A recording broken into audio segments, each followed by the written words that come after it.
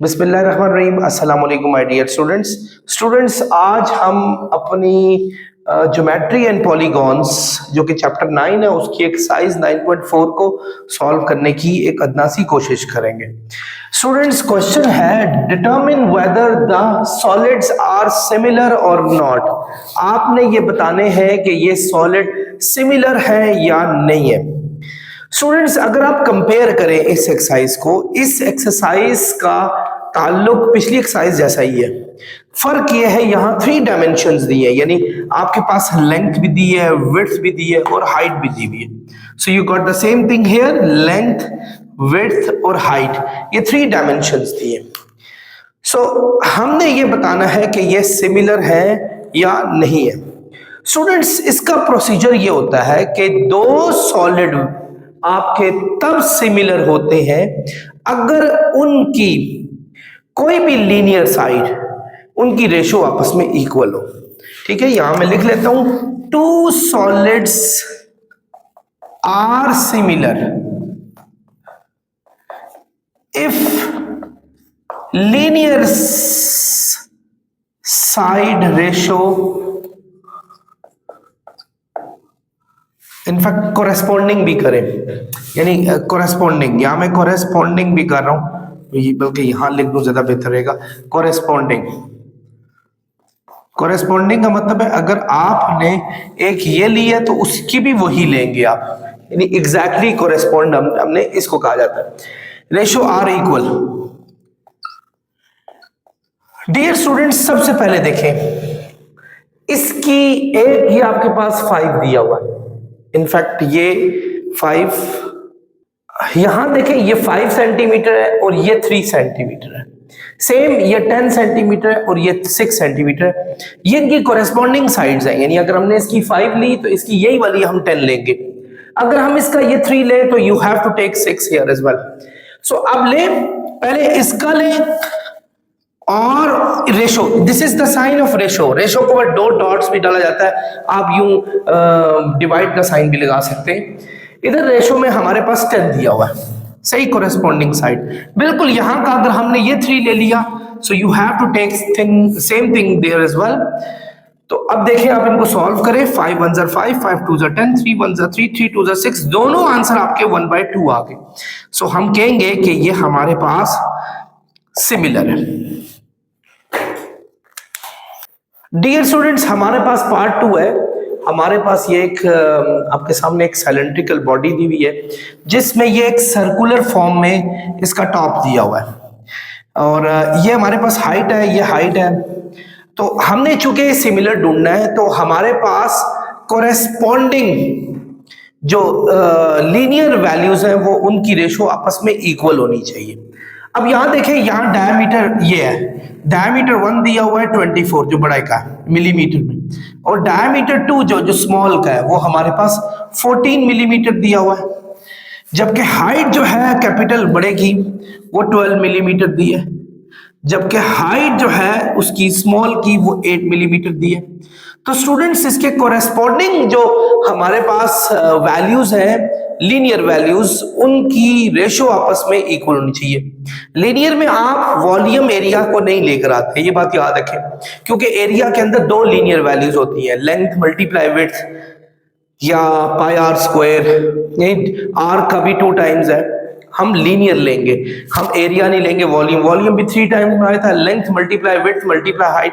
So we have to take linear value. जैसे ये diameter linear है, अगर ये इसका यूनिट मीटर स्क्वायर में होता, मीटर क्यूब में होता, तो वॉल्यूम या फिर वो एरिया होते हमारे पास। तो स्टूडेंट्स, पहले इन दोनों के डायमीटर की रेशो चेक करें कि क्या वो इन दोनों के हाइट की रेशो के इक्वल है या नहीं है। डायमीटर हमारे पास 24 है, दूसरा है 14। हाइट हमारे पास है स्टूडेंट्स एक 12 और एक हमारे पास है 8। 2 7 ज़ा 12, 2 12 ज़ा 24, 2 4 ज़ा 8, 2 6 ज़ा 12, 2 3 ज़ा 6, 2 2 ज़ा 4। सो स्टूडेंट्स 12/7 और यहां हमारे पास 3/2 आ गया, यानी ये दोनों आपस में इक्वल नहीं आए। इसका मतलब हुआ कि ये सिमिलर नहीं है, नॉन सिमिलर।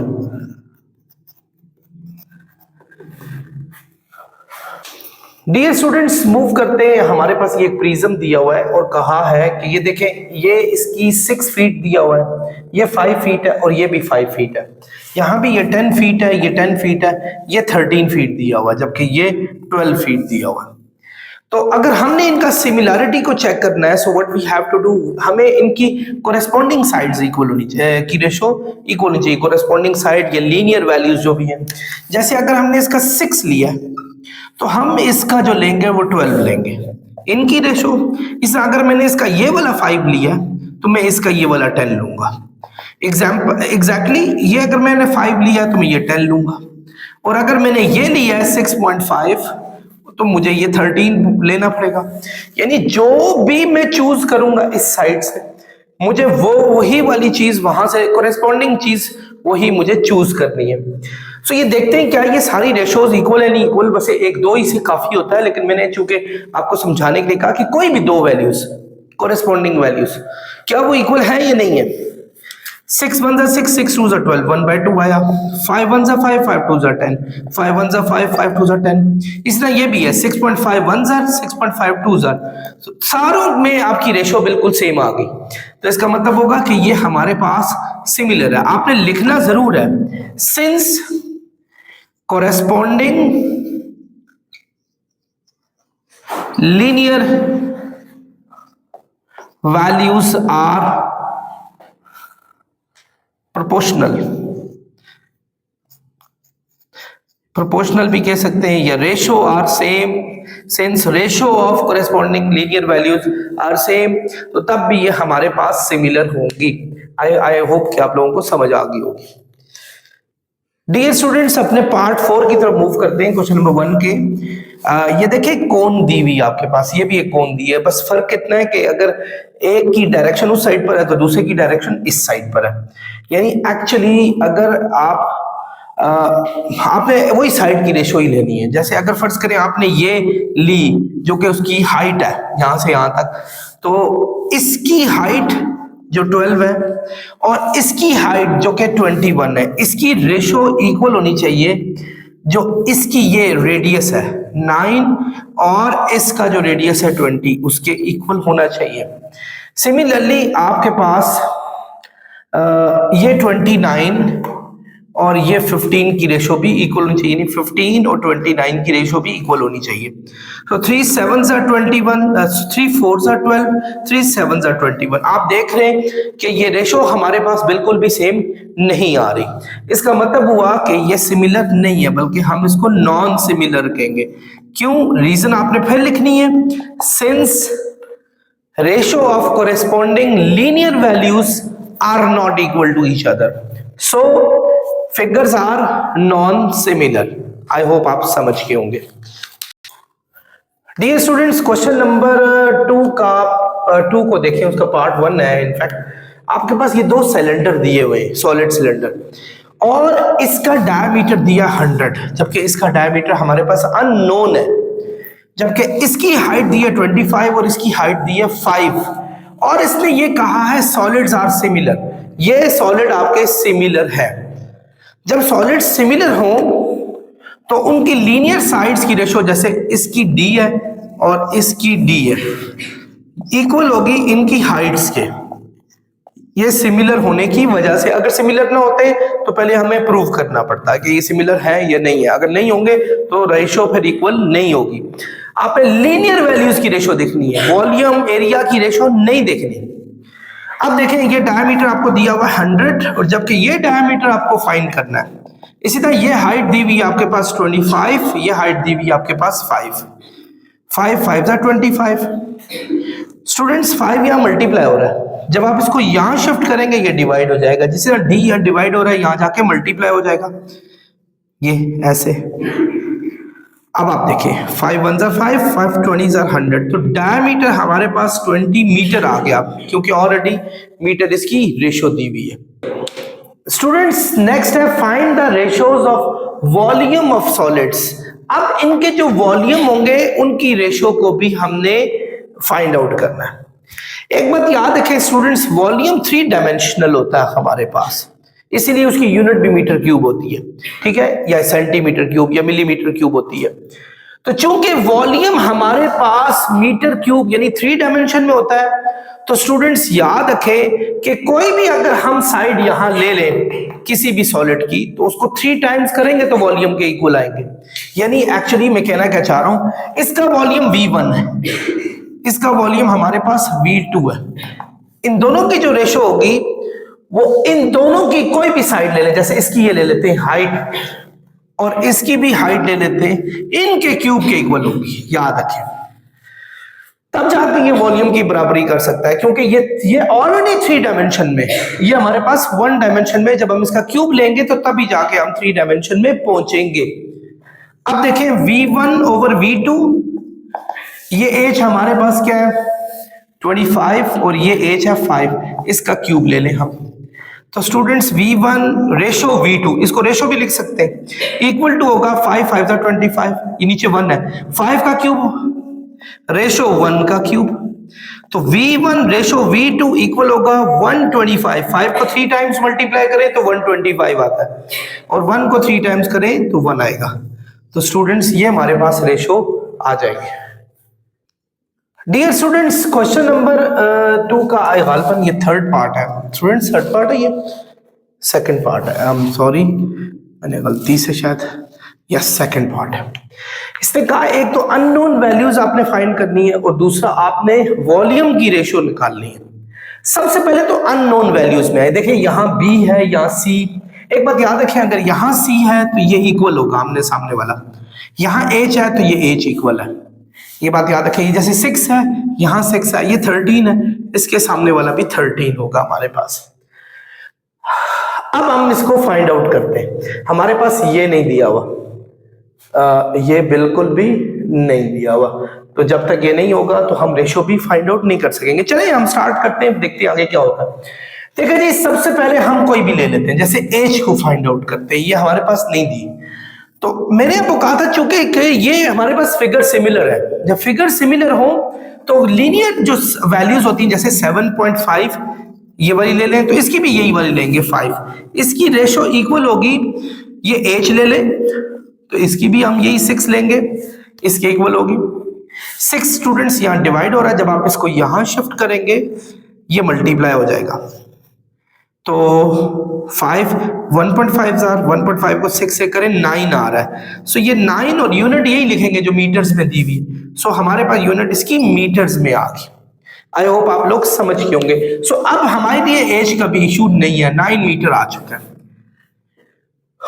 अब हमने क्या फाइंड करना है, ये b, but you have to have this value as well. आपके पास ये वैल्यू होनी चाहिए थी, ये वैल्यू नहीं है। जब तक ये वैल्यू हमारे पास नहीं होगी हम इन दोनों की रेशो लगाकर बी फाइंड ही नहीं कर सकते, ये बात याद रखें।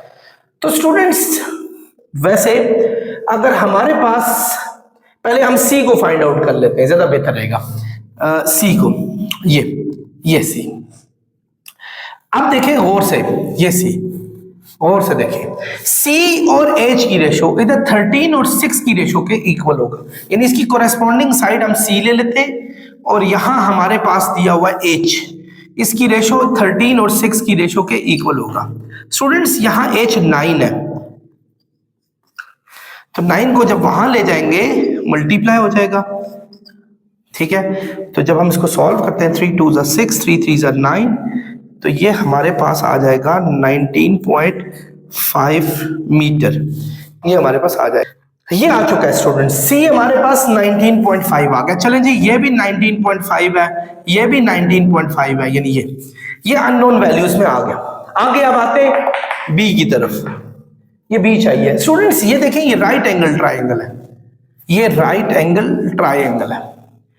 अगर हम पाइथागोरस लगा लें, राइट एंगल ट्राइंगल में पाइथागोरस आराम से लग सकता है। वो तब लगता है जब आपके पास बाकी दो साइड्स दी हो, जैसे ये हमारे पास परपेंडिकुलर दिया हुआ है 7.5 मीटर, जबकि बेस दिया हुआ है बी, बेस बी दिया हुआ है, और जबकि ये हमारे पास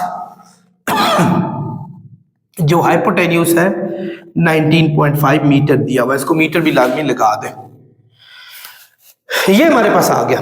तो स्टूडेंट्स जानते हैं कि हाइपोटेन्यूस का स्क्वायर होता है बेस का स्क्वायर प्लस परपेंडिकुलर के स्क्वायर के। अब चलते हैं, हाइपोटेन्यूज क्या है 19.5 का स्क्वायर, बेस क्या है हमारे पास b का स्क्वायर, परपेंडिकुलर है 7.5 का स्क्वायर। कैलकुलेटर से ये फाइंड आउट होंगे जी स्टूडेंट्स। कैलकुलेटर है 19.5 का स्क्वायर इक्वल होगा आपका 380.25, b का स्क्वायर और ये 7.5 का स्क्वायर होगा 56.25। स्टूडेंट्स ये यहां प्लस हो रहे हैं, जब हम इनको यहां लेके जाएंगे तो ये माइनस हो जाएगा, तो b स्क्वायर आ गया हमारे पास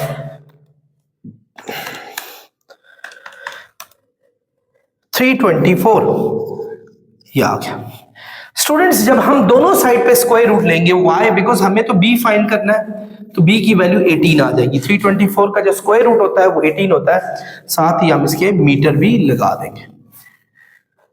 स्टूडेंट्स ये हो गया हमारे पास 18 मीटर।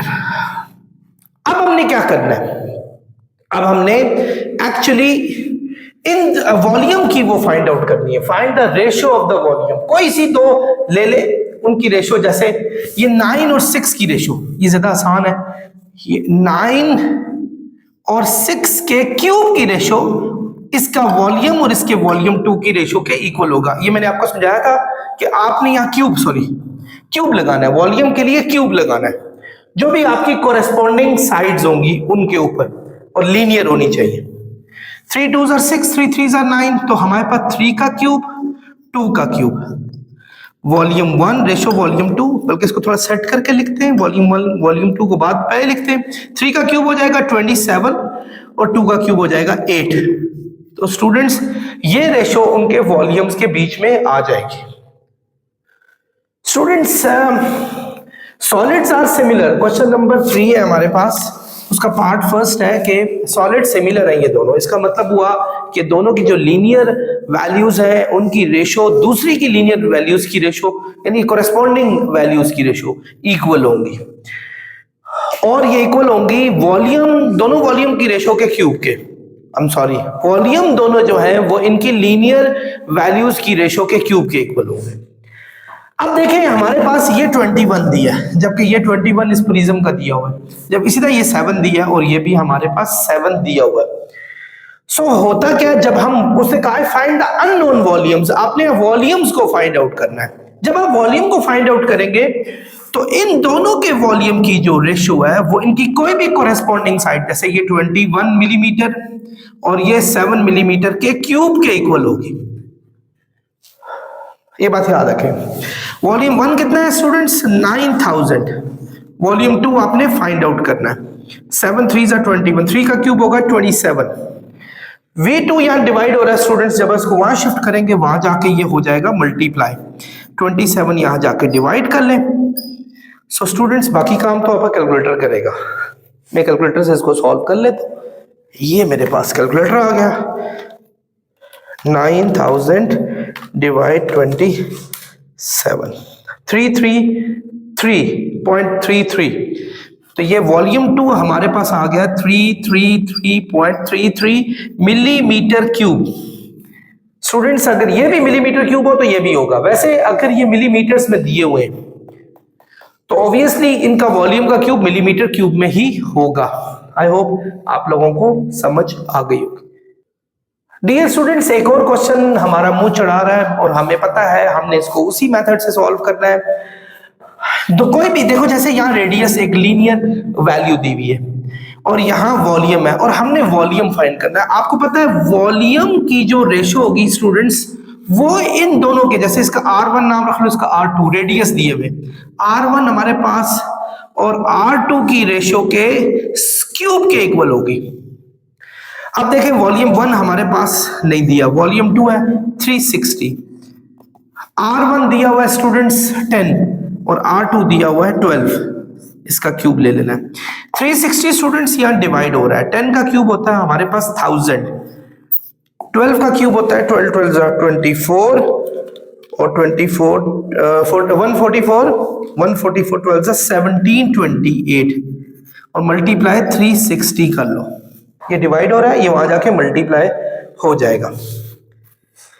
अब आपने 360 को पहले 1000 से मल्टीप्लाई करना है और डिवाइड करेंगे 1728 से। तो डियर स्टूडेंट 208.33 आ रहा है, 208.33 फीट क्यूब, फीट में दिया हुआ है, तो ये फीट का क्यूब हमारे पास हो जाएगा। आई होप आप समझ गए होंगे। डियर स्टूडेंट्स मूव करते हैं पार्ट 3 की तरफ। ये दो कोन्स दी हुई है आपके पास और इनकी ये स्लांटिंग हाइट 2 दी हुई है। ऑब्वियसली आपको बता चुका हूं इनके चूंकि ये दोनों सिमिलर है, पहली बात तो इनके जो वॉल्यूम की जो रेशो है वो इक्वल होगी इनकी स्लांटिंग हाइट जो है उसकी रेशो के क्यूब के। अब देखें वॉल्यूम 1 और वॉल्यूम 2 हमारे पास है 460, 6 का क्यूब होगा 216, 15 15s आर 3 टाइम्स करें 3375। स्टूडेंट्स ये 460 यहां हो रहा है डिवाइड, जब आप इसको उस साइड पे लेके जाएंगे ये 460 वहां जाके मल्टीप्लाई हो जाएगा।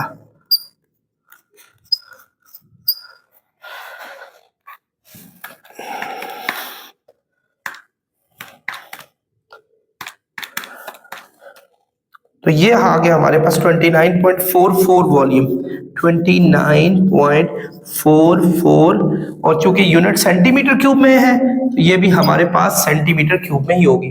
स्टूडेंट्स अभी तक हमने क्या बातें समझी कि आपकी जो लीनियर वैल्यूज है उनकी जो रेशो होती है कोरेस्पॉन्डिंग लीनियर वैल्यूज, वो उनके क्यूब की जो रेशो है वो वॉल्यूम के रेशो के इक्वल होती है। इस तरह हम तमाम वैल्यूज को फाइंड आउट कर सकते हैं। डियर स्टूडेंट्स क्वेश्चन नंबर 4 दिया हुआ है, थोड़ा ड्राइंग में पैथेटिक हूं मैं, आप इस चीज को आप दरगुजर कर लीजिएगा कि हमारे पास दो वैल्यूज डिफरेंट दी हुई हैं। अब हमने क्या करना है कि इसके वॉल्यूम को फाइंड करना है। अब कोरेस्पॉन्डिंग साइड्स 12 दी है, इसकी 9 है, इसका वॉल्यूम ये और वॉल्यूम ये, यानी वॉल्यूम की रेशो इक्वल होती है इसकी कोरेस्पॉन्डिंग साइड की रेशो के क्यूब के। ये मैं आपको बता चुका हूं। वॉल्यूम 1 कितना है स्टूडेंट्स 288 है, वॉल्यूम 2 हमारे पास फाइंड आउट करना है। 3 3s are 9, 3 4s are 12, 4 का क्यूब होता है 4 4s are 16, 4s are 64, 3 3s are 9, 3s are 27। ये आ गया हमारे पास। 27 डिवाइड हो रहा है, यहां जाके मल्टीप्लाई हो जाएगा। 64 मल्टीप्लाई हो रहा है, यहां जाके डिवाइड, और V2 डिवाइड हो रहा है, वहां जाके मल्टीप्लाई हो जाएगा। आई होप इसमें कोई इतनी बड़ी रॉकेट साइंस नहीं रही। तो स्टूडेंट्स ये आ रहा है 121.5, यानी वॉल्यूम 2 121.5 मीटर क्यूब, ये हमारे पास आ जाएगा। आई होप आप समझ गए होंगे। डियर स्टूडेंट्स क्वेश्चन है find ratio of scale factors of following pairs of similar solids. यानी इसे कहा ये दो सॉलिड्स हमारे पास सिमिलर है। सिमिलर का मतलब हुआ कि इनकी कोरेस्पॉन्डिंग लीनियर वैल्यूज दूसरे की मतलब आपस में इक्वल होंगी, इनकी रेशो आपस में इक्वल होगी। सॉरी, फर्ज करें हमारे पास तो साइड तो दी नहीं हुई, लेट टू कोरेस्पॉन्डिंग वैल्यूज ले लेते हैं, कोरेस्पॉन्डिंग वैल्यूज ऑफ सॉलिड ले लेते हैं। एक का नाम x1 रख लेते हैं और इस साइड का x1 कोई भी ये रख ले या ये रख ले या ये रख ले ये रख ले, तो एक का x1 और एक का x2 रख ले।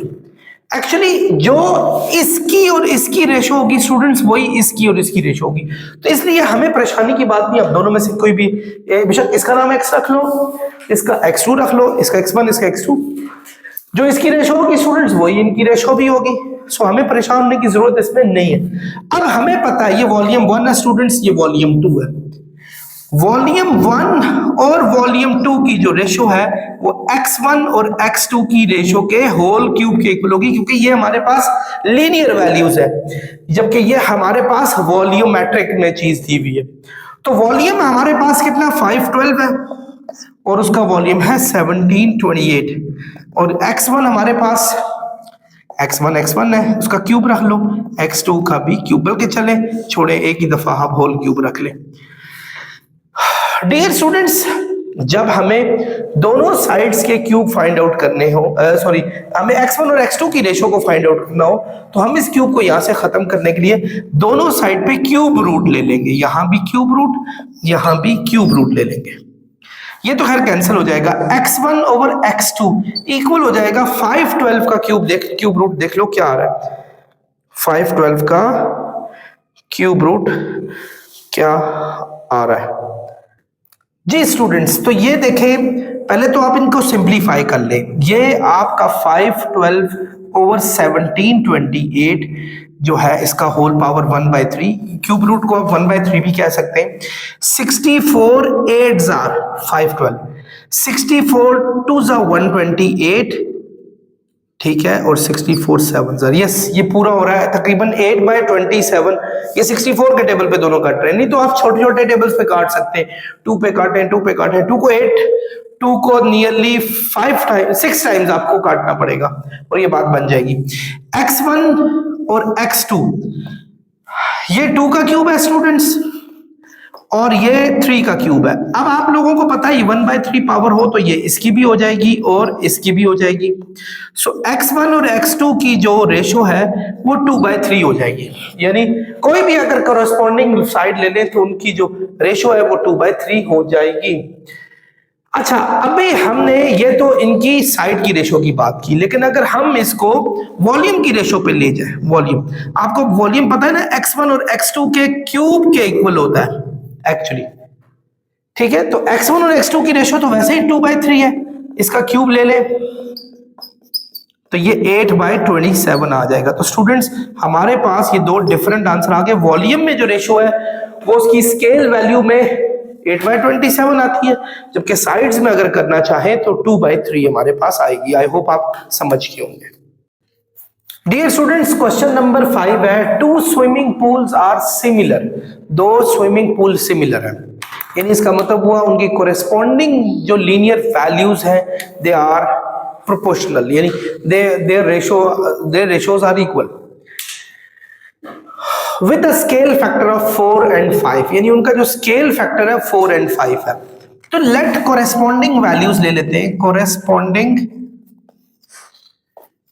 कोई भी ले लेते हैं वैल्यूज, क्योंकि स्केल फैक्टर में जब रेशो एक ही जैसी होती है। वैल्यूज ऑफ 2 पूल्स ले लिया, एक हमारे पास है x1 ले लेते हैं और एक x2 ले लेते हैं, ये हमारे पास है। तो इनका जो स्केल फैक्टर है, स्केल फैक्टर रेशो जो है वो 4/5 है, यानी 4:5 का मतलब 4/5 है। The amount of chlorine mixture to be added, अब हम इसमें उस स्विमिंग पूल में क्लोरीन मिक्सचर को ऐड करते हैं, ठीक है, और वो भी प्रोपोर्शनली करते हैं। जितना उधर मिक्स होगा एक पूल में, इतना दूसरे पूल में भी मिक्स होगा, यानी हमने प्रोपोर्शनैलिटी लेकर आनी है।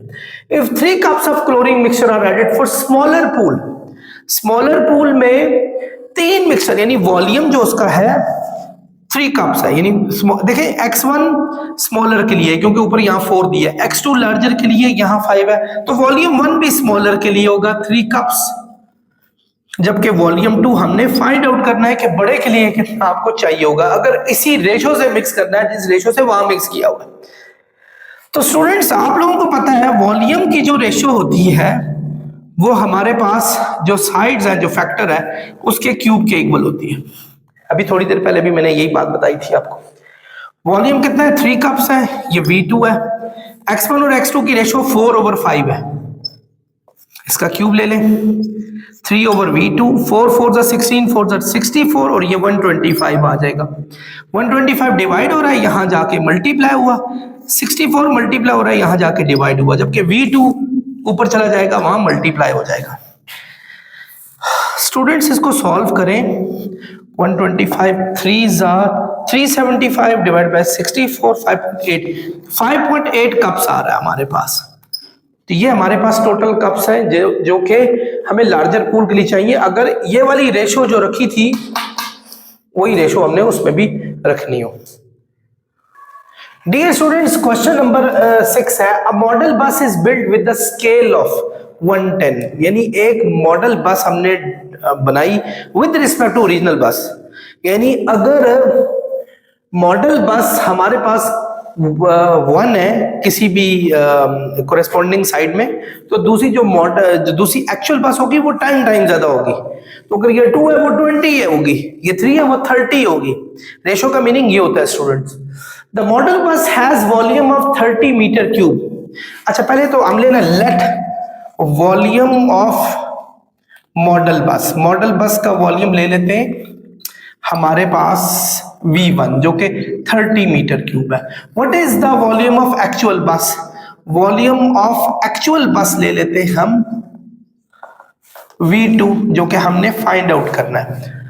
अब ऊपर स्केल फैक्टर जो दिया हुआ है वो देखें, स्केल फैक्टर जो दिया हुआ है मॉडल के साथ एक्चुअल बस का 110 दिया। मॉडल ऑब्वियसली छोटी होगी तो इसलिए मॉडल का एक्चुअल के साथ दिया। सो एक्चुअली स्टूडेंट्स आपको पता है कि इनके वॉल्यूम की रेशो, इन दोनों के वॉल्यूम की रेशो स्केल फैक्टर के क्यूब के इक्वल होती है। अभी हमने पिछले सारे क्वेश्चन इसी तरीके से किए, ठीक है। ये V1 क्या है 30, V2 हमने फाइंड करना है, स्केल फैक्टर 1/10 था, ये इसको 1/10 भी कह सकते हैं। ये हमारे पास आ गया।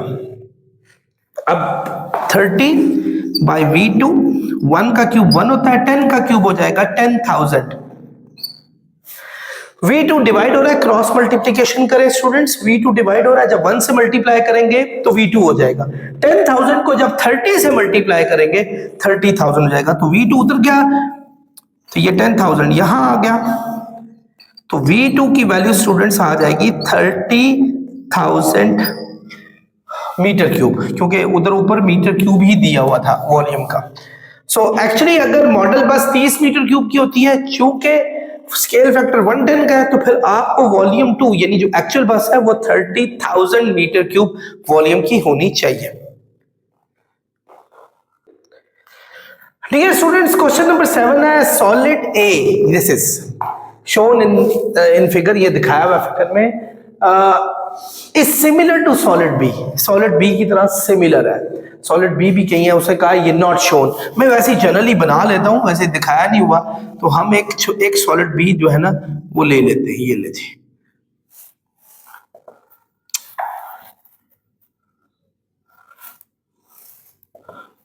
ये ले लेते हैं, चले ये सॉलिड बी है, ये दोनों सिमिलर है स्टूडेंट्स, ये उसने कहा है।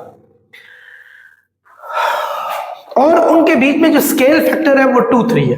ये देखें स्टूडेंट्स, स्केल फैक्टर जो दिया हुआ है वो हमारे पास 2:3, यानी जिसको 2/3 भी कह सकते हैं, ये हमारे पास दिया, ये हम सोल्यूशन कर रहे हैं इसका। अब हम नेक्स्ट क्या कह रहा है, फाइंड सरफेस एरिया। स्टूडेंट्स अगर पिछली एक्सरसाइज याद हो, सरफेस एरिया और वॉल्यूम में ये फर्क होता है। एरिया जो होता है ना वो 2 डायमेंशंस में होता है, वॉल्यूम 3 डायमेंशंस में होगा।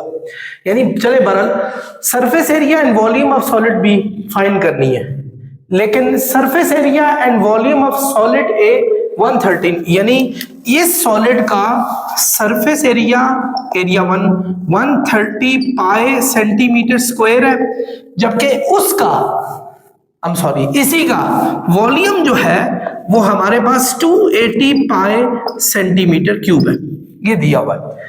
तो इनोसेंट साहब ने कहा है कि आप उसका फाइंड करें, एरिया भी, सरफेस एरिया और उसी का वॉल्यूम भी आप लोगों ने फाइंड आउट करना। स्टूडेंट्स याद रखें, एरिया 2 डायमेंशंस में, जबकि वॉल्यूम हमारे पास 3 डायमेंशन में, यानी इसका मतलब होगा इसका एरिया और उसका एरिया, इसकी जो रेशो होगी वो स्केल फैक्टर के स्क्वायर के इक्वल होगी। और वॉल्यूम की अगर बात करें तो वॉल्यूम की जो रेशो होगी वो स्केल फैक्टर के क्यूब के इक्वल होगी। स्टूडेंट्स क्या है, ये 130 पाई, एरिया 2 हमारे पास हमने फाइंड आउट करना है, ये हमारे पास 4/9 आ गया, 9 यहां क्या हो रहा है स्टूडेंट्स, डिवाइड, अब आप इसको यहां ले आएंगे तो मल्टीप्लाई हो जाएगा, एरिया 2 वहां चला गया, 4 एरिया 2, 4 मल्टीप्लाई हो रहा है स्टूडेंट्स, इसको यहां शिफ्ट करें, यहां जाके इससे डिवाइड हो जाना है। तो जब हम इसे कैलकुलेटर से सॉल्व करेंगे तो ये आंसर आएगा, let me solve with the calculator, 130 multiply 9 divide by 292.5। Students answer ठीक है। पाई भी साथ लगाएं क्योंकि ये पाई को हमने सॉल्व भी नहीं किया। पाई की अलग वैल्यू होती है 3.14, बट आप और चूंकि हमारे पास सेंटीमीटर क्यूब और सेंटीमीटर स्क्वायर में दिए, तो यहाँ चूंकि एरिया है इसको सेंटीमीटर स्क्वायर में ही लिखेंगे, तो ये हमारे पास एरिया आ गया। जब हम वॉल्यूम पे जाएंगे, देखिए V1 हमारे पास 280 पाई दिया हुआ है, तो यहाँ 280 पाई वॉल्यूम 2 हमने फाइंड आउट करना। ये 8, 2 का क्यूब होता है 8, 3 का क्यूब होगा 27, ये हमारे पास आ गया। 27 स्टूडेंट्स डिवाइड हो रहा है, जब यहां जाएगा तो मल्टीप्लाई हो जाएगा, 8 मल्टीप्लाई हो रहा है, यहां जाके डिवाइड हो जाएगा, तो वॉल्यूम 2 हमारे पास आ जाएगा 280 27 डिवाइड 8 945। तो हमारे पास वॉल्यूम 2 945 पाई आ गया सेंटीमीटर क्यूब की यूनिट के साथ। आई होप स्टूडेंट्स आप समझ गए होंगे। स्टूडेंट्स क्वेश्चन नंबर 8 है, solid 1 is similar to solid 2, ये सिमिलर है, तो find the scale factor of solid 1। आपने स्केल फैक्टर सॉलिड 1 का फाइंड करना है सॉलिड 2 के साथ, यानी सॉलिड 1 ये सॉलिड 2 ये, यानी एक्चुअली इनका जो वॉल्यूम है एक्चुअली उसकी जो रेशो होती है वो हम लेट ले लेते हैं, let two corresponding linear value b, हम ले लेते हैं, एक ले लेते हैं x1 और एक ले लेते हैं x2, ये ले लेते हैं। तो ऑब्वियसली ये x1 और x2 के क्यूब के इक्वल होगा वॉल्यूम, और इन दोनों के वॉल्यूम की जो रेशो है वो उसके। आई होप आप मेरी बात समझ रहे होंगे। वॉल्यूम 1 कितना है 125 पाई और वॉल्यूम 2 है 8 पाई, और ये x1 ओवर x2 का क्यूब ये हमारे पास आ गया, पाई पाई से कैंसिल हुआ, दोनों साइड पे क्यूब रूट लगा लें, यानी x1 ओवर x2 की पावर 3 है, यहां भी क्यूब रूट लगा लें, 125 पाई 8 है, यहां भी आप क्यूब रूट लगा लें, ये तो कैंसिल हो गया। x1 और x2 की जो रेशो है स्टूडेंट्स ये 5 का क्यूब है, ये 2 का क्यूब है। आई होप आप मेरी बात समझ रहे होंगे, और ये सारों के ऊपर 1/3 पावर है। तो आप x1 और x2 की जो रेशो है ये आपने इसको भी 5/2 का होल क्यूब कह सकते हैं, मल्टीप्लाई 1/3 कर लेंगे, 3 से कैंसिल हुआ, तो इन दोनों की जो रेशो है वो 5/2 आ जाएगी, और यही हमारे पास इसका स्केल फैक्टर है। I am so sorry students, हमने गलती से ना वॉल्यूम 1 और ये वॉल्यूम 1 8 था, हमने ये गलती से, इसको वॉल्यूम 2 कर लो, ज्यादा बेहतर रहेगा, इसको वॉल्यूम 1 कर लो, तो ये भी x2 और x1 हो जाएगा, x2 x1, क्योंकि कोरेस्पॉन्डिंग होनी चाहिए फिगर्स आपके पास, 2 और 1 हो जाएगा, 2 और 1 हो जाएगा, ये 2 और 1 की रेशो आई है, लेकिन उसने ऊपर पूछा हुआ है, आई एम सॉरी ये मुझसे एक मिस्टेक हुई है, 2 इज अ ह्यूमन, उसे कहता है स्केल फैक्टर 1 से 2 का करें, यानी 1 को ऊपर होना चाहिए, यानी 1 ऊपर और 2 नीचे, तो यहां भी 1 ऊपर होगा और 2 नीचे, ये हमारा स्केल फैक्टर आ जाएगा।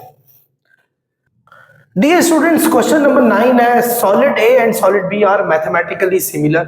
सॉलिड ए और बी मैथमेटिकली सिमिलर है, इसका मतलब हुआ कि उनकी कोरेस्पॉन्डिंग लीनियर जो वैल्यूज हैं वो आपस में उनकी रेशो इक्वल होगी।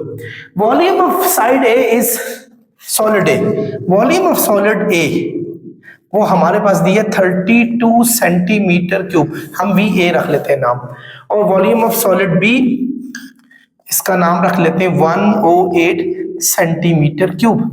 अच्छा, हाइट ऑफ सॉलिड ए 10 दी हुई है, height of solid A 10 centimetre, और हाइट ऑफ सॉलिड बी हमने फाइंड आउट करनी, ये है। डियर स्टूडेंट्स आप लोगों को बताया हुआ है मैंने, जब दो फिगर्स सिमिलर होती हैं सॉलिड, तो उनकी जो वॉल्यूम की जो रेशो होती है वो उनकी कोई भी कोरेस्पॉन्डिंग साइड या कोरेस्पॉन्डिंग वैल्यू के क्यूब के इक्वल होती है। मतलब ए हमारे पास क्या था 10 है, उसका क्यूब, अच्छा, और ये हमारे पास है एच बी, ये हमारे पास यहाँ आ जाएगा, उसका भी क्यूब लेना है आपने, क्यूब आपने दोनों साइड पे लेने, ये आपको पता है होल क्यूब के इक्वल हो। अब वॉल्यूम ए क्या है 32, ये 108 है, 10 का क्यूब होता है 1000, एच बी का क्यूब ये आ गया हमारे पास। सॉल्व करते हैं, 8 4 32, नहीं 4 8 32, और ये 4 हमारे पास आ जाएगा 4 2 8, 4 7 28, यस ये आ गया। अच्छा आई एम सॉरी, अगर आप चाहें ना ये 8/27 है, क्योंकि ये इस क्यूब से हमने आजादी चाहनी है, तो क्यूब रूट यहां भी लगा ले, 1000 ओवर एच बी के क्यूब के ऊपर भी क्यूब रूट लगा ले, ये हमारे पास आ गया। स्टूडेंट्स ये 8 जो है ये 2 का क्यूब है, आप जानते हैं ये 2 का क्यूब है, 27 3 का क्यूब है, और सब के ऊपर पावर 1/3 है। ये 10 का क्यूब है, ये ऑलरेडी ऊपर था 10 का क्यूब है, और नीचे हमारे पास एच बी का होल क्यूब, यानी हम इसको होल क्यूब कर देते हैं। अब क्या होगा स्टूडेंट्स, 1/3 आप इसको भी पावर दो, 1/3 आपने इसको भी पावर देनी है, तो ये हमारे पास 10 ओवर एच बी का होल क्यूब हमारे पास आ गया, ये हमारे पास आ गया। इनफैक्ट ये स्टूडेंट्स होल क्यूब तो यहां भी था, ये कैंसिल हो गया, तो ये हमारे पास बच गया। 3 3 से कैंसिल हुआ, 3 3 से कैंसिल हुआ, 2/3 इज इक्वल टू 10/HB, ये आ गया हमारे पास। ये डिवाइड हो रहा है स्टूडेंट्स, इसको यहां ले आए, यहां जाके ये मल्टीप्लाई होगा, ये डिवाइड हो रहा है, वहां जाके मल्टीप्लाई होगा, 2 यहां मल्टीप्लाई हो रहा है स्टूडेंट, जब आप हम इसको वहां ले जाएंगे तो 2 5 10 15 सेंटीमीटर में हमारे पास इसकी हाइट आ जाएगी एचपी की।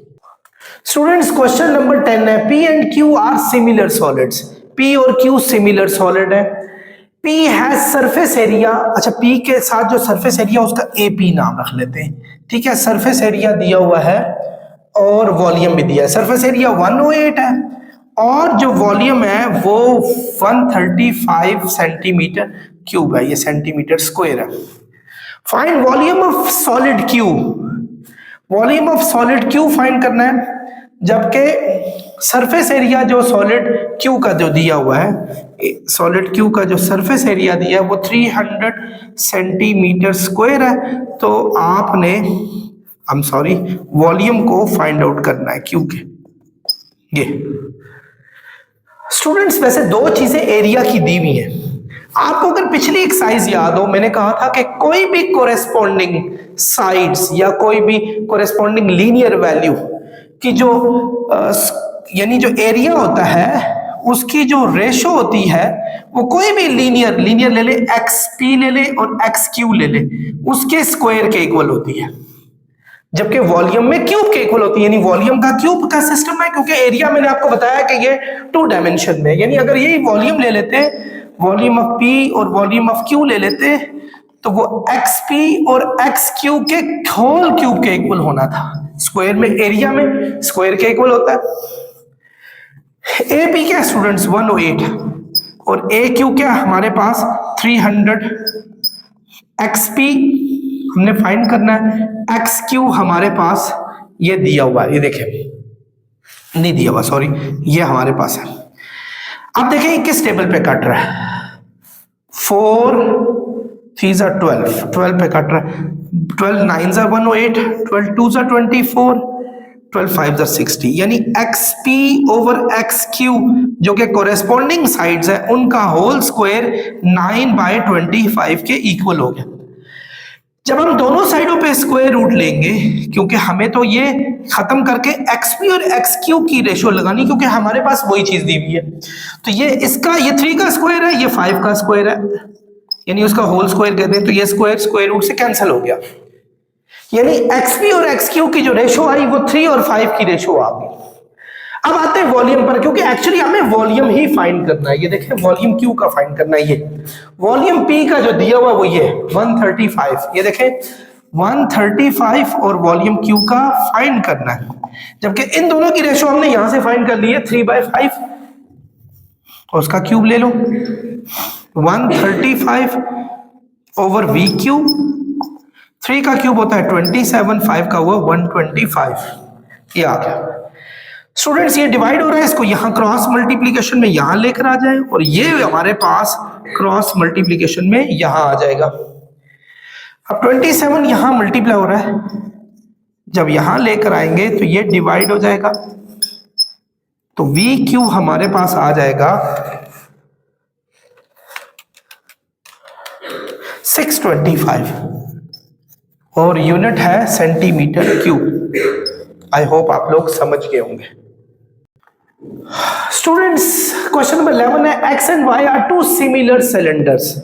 एक्स और वाई दो सिमिलर सिलेंडर है, such that base area of X, यानी बेस एरिया ऑफ एक्स और बेस एरिया ऑफ वाई, ठीक है, वो 16:25 के इक्वल है। वो देखिए वो दिया हुआ है। Number 1 ratio of height find करनी है, रेशो ऑफ हाइट ये फाइंड करनी है। हम लेट कर लेते हैं, let heights of cylinder be, एक का नाम H1 रख लेते हैं, एक का H2। दो हमारे पास सिलेंडर है, एक की हाइट हम H1 रख लेते हैं, एक की H2। अब स्टूडेंट्स ये रेशो ऑफ हाइट फाइंड करनी है, जबकि एरिया की रेशो दी है 16/25। आप लोगों को पता है एरिया में हमने क्या करना होता है कि जो हमारे पास AX और AY होगा, एरिया की जो रेशो है वो हाइट की रेशो के स्क्वायर के इक्वल होगी। सिंपल, ये ऐसा ही है। AX और AY की रेशो 16 और 25 है, यानी 16/25 है, H1/H2। दोनों साइडों पे स्क्वायर रूट ले लो, यहां भी और यहां भी, स्क्वायर रूट कैंसिल हुए, H1/H2 ये आ जाएगा 4/5, यानी एक्चुअली हाइट की रेशो 4/5 आ गई हमारे पास। सो सिंपल, आसान था हमारे पास।